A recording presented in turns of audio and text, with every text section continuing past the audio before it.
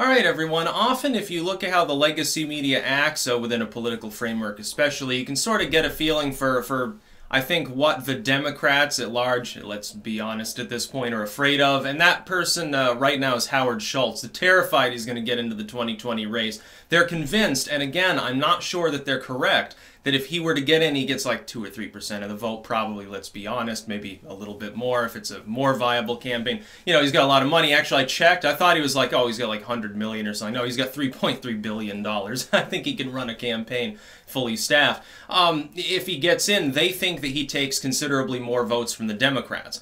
Based on his basic platform that you can see, based on the things he's already said policy-wise, it's probably the case. But then he could always do a switcheroo and go full throttle against the Democrats and end up actually robbing maybe more Trump votes or something. He by picking and choosing what he specifically talks about in his platform, you can make a person look more left or more right if you simply focus on things.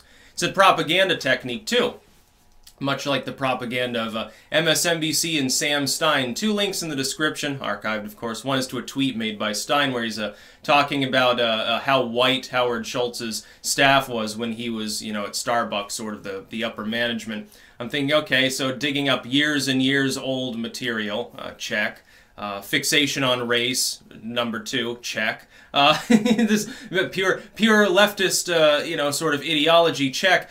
This happens all the time. It's like there's a story I'm gonna have to talk about today about people declaring that Mary Poppins is racist because she had soot on her face at one point. And I'm thinking at first I thought it was a joke article, and actually I'm a day late in talking about it because I thought originally that it was a joke on 4chan. Then I saw the article was actually real. Someone linked it to me. I'm like, yeah, fuck. But Howard Schultz, he's got the money to make an independent run. By the way, Clinton appears to have confirmed she will not be in the running. Podesta himself, basically her number 2, came out to reference that the other day. I'd make a video on it, but that's, you know, that's basically the end for the Clintons. There's the end of their dynasty. Chelsea will probably end up in the New York Senate at some point. That's about all. So yeah, we've got an interesting situation here. Sam Stein fixates on race, attacks Schultz. And then Morning Joe, actually, they had a post there. They made, I saw it, I'm like laughing my ass off. They're like, oh, Howard Schultz doesn't know how much Cheetos cost. I'm thinking to myself, I don't know how much Cheetos cost. How do you know that he gives a fuck, like he eats Cheetos or something? Like, so in other words, I guess the idea is that he's rich, therefore out of touch, because he doesn't know about this common commodity item. He doesn't know how much it costs. People are making jokes about how that'll really be unhelpful if he's running for the win on The Price is Right. And I'm thinking, this is such a yellow journalism. Would they have asked a similar question of Hillary Clinton, another, you know, old rich person? No, of course not. They're doing it to Schultz because they're afraid of him. My advice to him is to run. My advice, and not even, I mean, it could rob the election from Trump depending on what he does. You should run anyway. It'll piss everyone off. Be hilarious. It'll definitely be great for his name recognition. It's not like he's going to miss the money.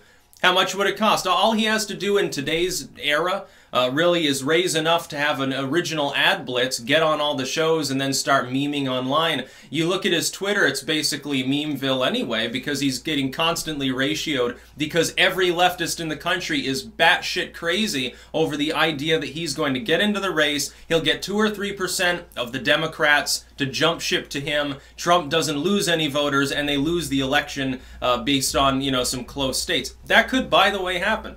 Also, Foxconn failing now, probably not great for Trump in Wisconsin, in all honesty. That one's going to hurt him. I don't think it hurts him in, like, Michigan and Pennsylvania, though. Those are very important. Wisconsin actually got me sort of blindsided in the election. I didn't expect Trump to pick it up. I thought it would remain narrowly blue, based simply on the fact that there wasn't a whole lot of polling there. The initial polling showed it so blue that I think a lot of the polling firms didn't bother to spend any money doing it again, and so nothing showed Trump up. And I thought it was outside of the margin of error, and I was actually, of course, wrong. I'm looking at this situation, though, with Howard Schultz. And I'm saying the behavior of these groups that we know coordinate, like MSNBC and all of these other sort of left-wing groups, they're with the DNC. Like, they all have parties and other shit probably together. Now, they coordinate with one another. They're not really supposed to. It's kind of dubious, but it's not technically illegal. When I see multiple groups, therefore, attacking Schultz at the exact same time, I don't chalk it up to coincidence, because Schultz made his comments initially several days ago. And you'd think an independent campaign will never be viable. He's never going to become the president of the United States running as an independent. Hell, he probably wouldn't if he was running on a mainline platform at this point either. He's white and male, so, you know, the Democrats wouldn't want to run him. Looking at it that way, because he's not viable, the only thing they can really be worried about is, hey, he's going to rob votes from the party. By the way, if someone's a disaffected Democrat, they're already going to do that. They will protest vote for whatever progressive doesn't end up becoming your nominee, which is an almost foregone conclusion. By the way, all these people are setting themselves up for failure, putting all of their eggs in one basket with Kamala Harris. Kamala Harris has an enormous amount of dirt that will piss off even the far left. Like the fact that she's one of those tough on crime liberals. Yeah, not so welcome within the modern Democratic Party. You know, and then there was the fact that she's an adulteress, I believe, or allegedly, or something along those lines. Didn't she do stuff with a married dude, and people think that it was for advancing her political career?